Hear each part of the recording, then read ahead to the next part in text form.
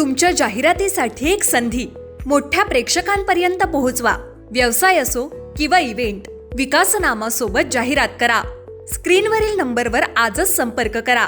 विकासनामा, तुमचा आवाज, तुमची जाहिरात. तसंच विकासनामाला सबस्क्राईब करा आणि अपडेटेड रहा.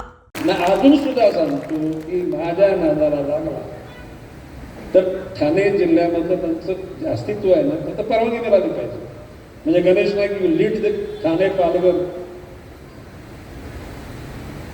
एकनाथ शिंदेची एकही महानगरपालिका घेऊन येणार नाही.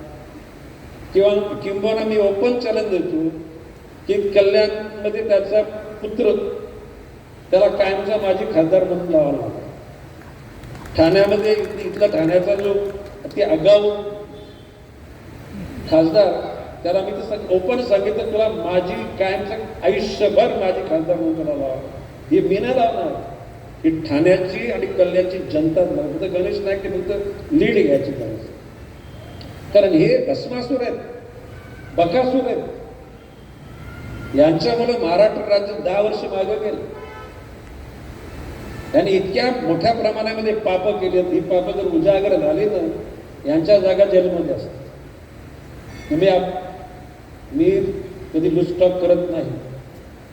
I have got total evidence with me. आणि म्हणून माझं म्हणणं आहे की अजून सुधरा. नवी मुंबईच्या जनतेच्या हिताकरता सिडकोचे भूखंड द्या, MIDC द्या. आमचं काय व्यक्तिशः वैरत्व. आणि जर आमच्या अस्तित्वाचा कोणी नाश करत असेल ना, तर तुम्ही कोण? परमेश्वर सोडून आम्ही कोणा नाही गावा. आमचे हात पण साफ आहेत, मन पण साफ आहे. त्यावर बोलून आज पण आता या कॅसेट सगळ्या जातील. तेव्हा डॉक्टर निलेश करेने गणेश नाईकची मुलाखत बोललो. आता तर निवडणुका नाही, पण हे खरं आहे. कितीतरी गोरगरिबांच्या जमिनी त्यांना न विचारतात दुसऱ्याच्या बिल्डर लोकांच्या नावाला जातात. फॉरेस्टच्या हजारो एकर जमिनी अतिशय रॉंग ट्रॅकनी धनिकांच्या नावावर करण्याचा प्रयत्न केला आणि सगळ्या यंत्रणा चुकीच्या पद्धतीने वापरले. गणेश नाईक या वन खात्याचा मंत्री असेपर्यंत वन खात्याची 1 इंच जागा सुद्धा कोणाच्या घशात जाऊ जाणार नाही, पक्की गॅरंटी. आता गणेश नाईकचा राग तुम्हाला समजलं काय? माझं काय वाटलं या नवी मुंबईमध्ये कुठल्या हरीच्या लालने सांगा गणेश नाईकशी कोणाचा वाद आहे? नाईक कुटुंबाने कोणाची?